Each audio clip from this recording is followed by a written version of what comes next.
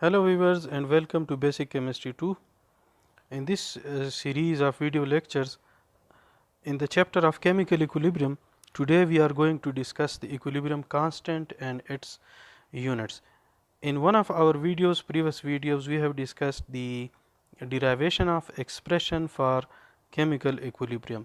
Today we are going to discuss what will be the unit of equilibrium constant for different chemical reactions.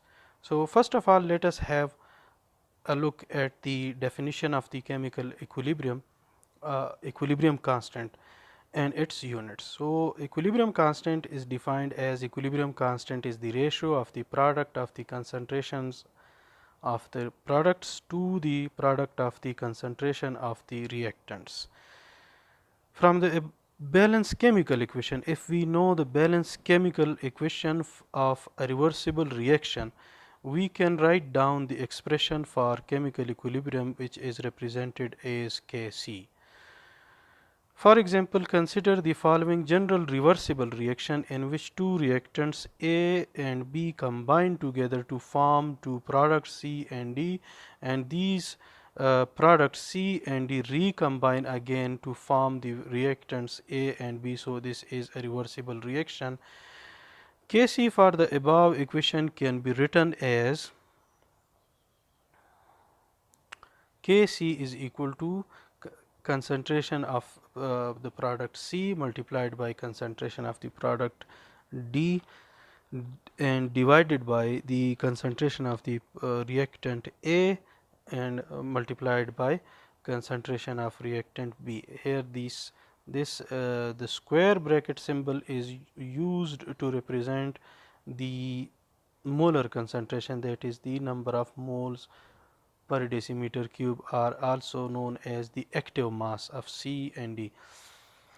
So C and D are, as you can see in the above, you have seen in the above reaction that C and D are the products in the general reaction and A and B are the reactants in the above reaction. And in a few important things about this equation for Kc, that it is clear from the above equation that the concentration terms of the products, that is C and D, concentration terms of the products C and D, we have seen in the above equation that they appear as numerator, and the reactants, the concentration terms of the reactants, that is A and B, the reactants, the concentration terms of these two substances appear in the above equation as denominator.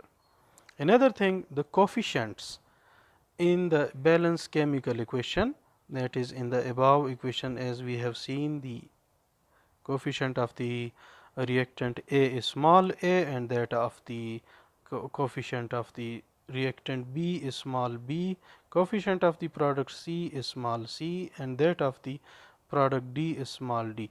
These coefficients, as we have seen in the equation, they appear as a exponent. You can see here C and D. These are the coefficient in the balanced chemical equation of the general reaction, and they appear as exponents, that is, or we can say powers in the in the equation for Kc, that is the equilibrium constant. Another thing about equilibrium constant, the equation, the concentrations of the reactants and products are determined experimentally by different methods, by different techniques, and their values are put in the equation for Kc to calculate the numerical value of Kc. So here I want to say that the numerical value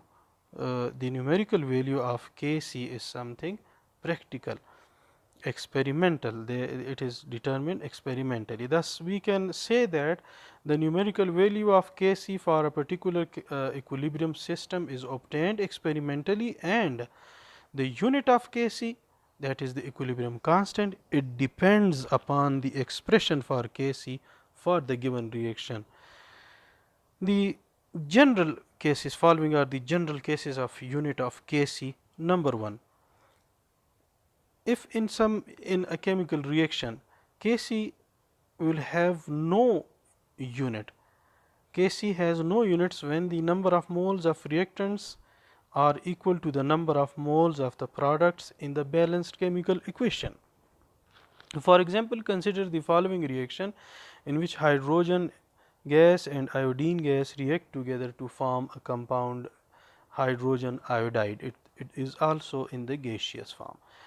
This Hi again decomposes into I2 and H2 to give us the reversible reaction. Now, if when we are going to write down the expression for Kc, we will write down the uh, here the product is Hi, hydrogen iodide.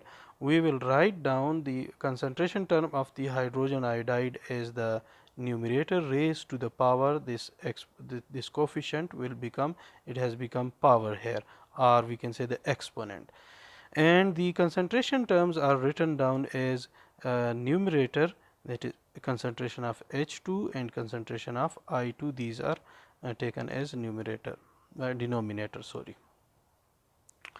So, you can see that in this reaction, in this particular reaction at equilibrium, the Hi, the hydrogen iodide, will have definitely some value raised to the and when we will put in the equation for Kc, and this value will be raised to the power 2. Similarly, for hydrogen and iodine, the active masses units will be mole per decimeter cube, mole per decimeter cube. In this equation, you can see that the number of moles at equilibrium for reactants and products, they are same. 2 moles are present as products and 2 moles are present on the sides, on the reactant side in the balanced chemical equation. So, these terms, that is the mole per decimeter cube, due to this square, these two terms will cancel out with this concentration term for hydrogen iodide. So, in this case you can see that the Kc will have definitely some value, but it will have no unit for this chemical reaction in which the number of moles of reactants are equal to the number of moles of the products. Second general case can be that the Kc will have a unit when the number of moles of products are greater than the number of moles of reactants. For example, in the reaction given below, N2O2 decomposes to give NO2 gas, and here we see that the number of moles of reactants are 1 at equilibrium and the number of moles of the products are 2 at equilibrium at the balanced chemical equation for equilibrium in this case. So, when we write down Kc for this particular reaction, we will write down n concentration of NO2 raised to power 2 or exponent 2, and that of the concentration of N2O2 will appear as denominator. So, here you can see that due to this square, one term, 1 mole per decimeter cube or concentration term will cancel out, and one term mole per decimeter cube concentration term will remain. So, this equation also will have some value, some numerical value, but the unit in this case of the Kc will be mole per decimeter cube. So, in this case, the Kc, that is the equilibrium constant, has a unit. Third general case can be when Kc will have a unit when the number of moles of products are lesser than the reactants, that is the number of moles of the reactants. For example, consider the case of formation of ammonia, which is also a reversible reaction in which the nitrogen gas combines with hydrogen gas and give us the compound ammonia. This is also a reversible reaction. Here you can see that the number of moles of reactants are greater than the number of moles of the products.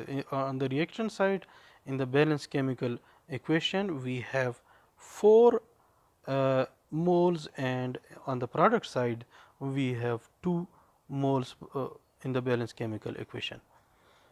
So, Kc for this reaction will be written down as concentration of NH3 raised to power 2, concentration of divided by concentration of nitrogen multiplied by concentration of hydrogen. Concentration term is raised to power 3, or the exponent in this case is 3.